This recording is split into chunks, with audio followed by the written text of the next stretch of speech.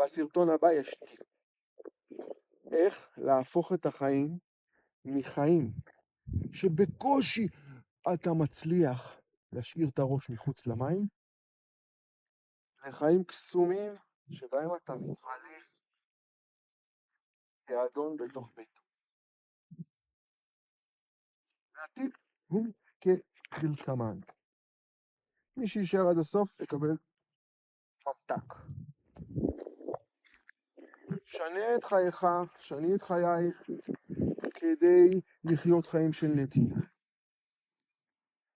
חיים של נדיבות. חיים של אהבה וחשיבה על הזולת. שימו את כל הנושא הזה של החשיבה על העצמי הקטן, מה יצא לי מזה? שימו בצד.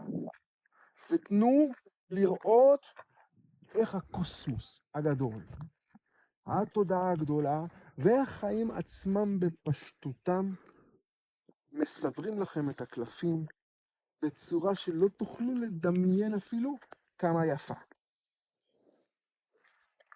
אתה ואת מתעסקים ומקדישים את חייך לזרם של אנרגיה נתינתית נדיבה שזורם מהלב אל החוץ, והחיים מסדרים לך ולך קסמים שקשה להעלות על הדעת.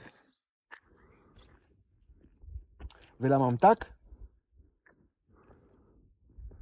אני מברך את כולנו שנזכה בחיים כאלה מיוחדים של נתינה ואהבה ונדיבות וקסם.